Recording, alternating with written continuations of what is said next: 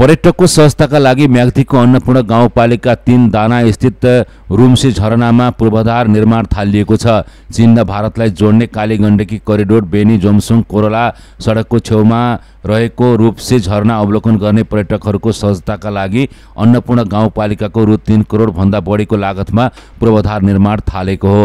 सार्वजनिक शौचालय, फेदीदेखि झरनादेखि माथिल्लो भागसम्म पुग्ने पहाडमा फलामको रेलिङ सहितको पदमार्ग, भर्याङ र खादाघर लगायतका पूर्वाधार गर्न लागि अन्नपूर्ण गाउँपालिकाले जनाएको छ। पूर्वाधार अन्तर्गत सङ्घको विशेष अनुदानमा बहुवर्षीय ठेक्का 3 करोड 64 लाखको ठेक्का लागेर ठेकदार पनि आएर चाहिँ काम अगाडि द्रुत गतिमा अगाडि बढिरहेको छ। सीको चाहिँ तल्लो साइडमा त्यहाँ दुईटा चाहिँ प्लम गरेर त्यसलाई चाहिँ जाली हालेर फिलिङ गरेर अनि त्योबाट चाहिँ त्यहाँ प्रवेशद्वार जस्तो हुन्छ।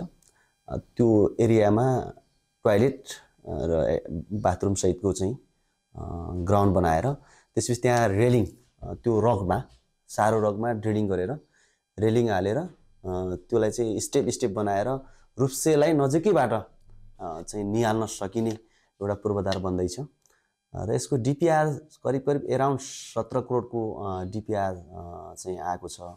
तर अहिले हामीसँग विशेष अनुदानमा सङ्घले 3 करोड 64 लाखको चाहिँ ग्यारेन्टी गरेको छ र बहुवर्षीय ठेक्का अन्नपूर्ण गाउँपालिका गाउँ कार्यपालिकाले ठेक्का लगाएर पनि कामहरू अगाडि बढेको छ। हालैलाई प्लम कङ्क्रिट, त्यसपछि माथि जानको लागि ड्रिलिङ र रकलाई प्रोटेक्सन गर्नको लागि त्यो धेरै भित्र छिरेर रक क्लाइम्ब गरेर त्यो चाहिँ छोप्ने प्रक्रियाको लागि अगाडि बढिरहेको छ।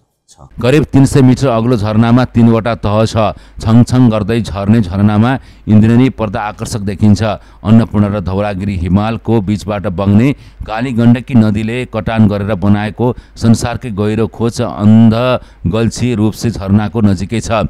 झरना अवलोकन तस्बिर खिच्ने र भिडियो बनाउने क्रममा पर्यटकहरू चिप्लिएर लड्ने, चोटपटक लाग्ने समस्या पूर्वाधार बनाएपछि हट्ने अपेक्षा गरिएको छ। मुस्ताङ भ्रमणमा आउने सबै पर्यटकले रूपसे झरनामा घण्टौं समय बिताउँछन्।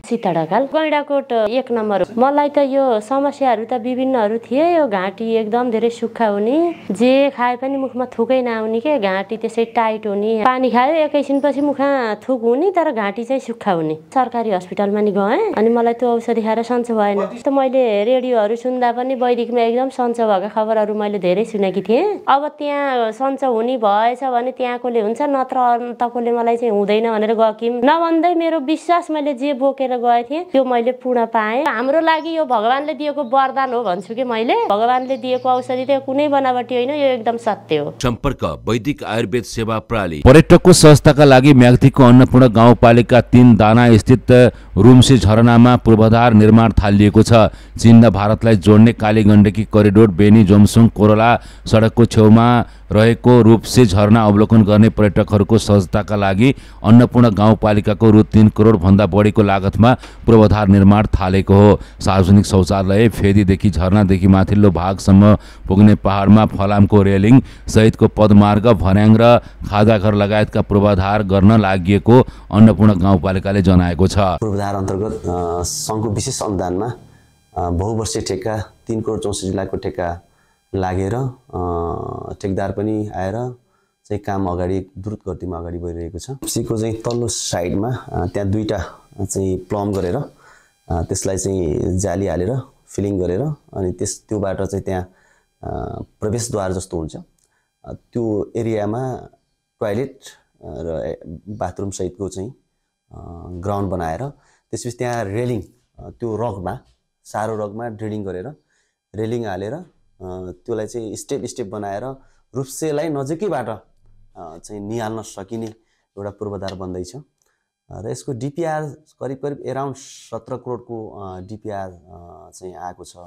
तर अहिले हामीसँग विशेष अनुदानमा सङ्घले 3 करोड 64 लाखको चाहिँ ग्यारेन्टी गरेको छ र बहुवर्षीय ठेक्का अन्नपूर्ण गाउँपालिका गाउँ कार्यपालिकाले ठेक्का लगाएर पनि कामहरू अगाडि बढेको छ। हालैलाई प्लम कङ्क्रिट, त्यसपछि माथि जानको लागि ड्रिलिङ र रकलाई प्रोटेक्सन गर्नको लागि त्यो धेरै भित्र छिरेर रक क्लाइम्ब गरेर त्यो चाहिँ छोप्ने प्रक्रियाको लागि अगाडि बढिरहेको छ।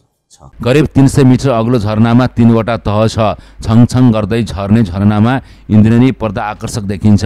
अन्नपूर्ण र धौलागिरी हिमालको बीचबाट बग्ने कालीगण्डकी नदीले कटान गरेर बनाएको संसारकै गहिरो खोज अन्ध गल्छी रूपसे झरनाको नजिकै छ।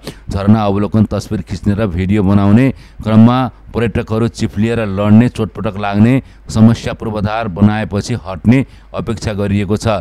मुस्ताङ भ्रमणमा आउने सबै पर्यटकले रूपसे झरनामा घण्टौं समय बिताउँछन्।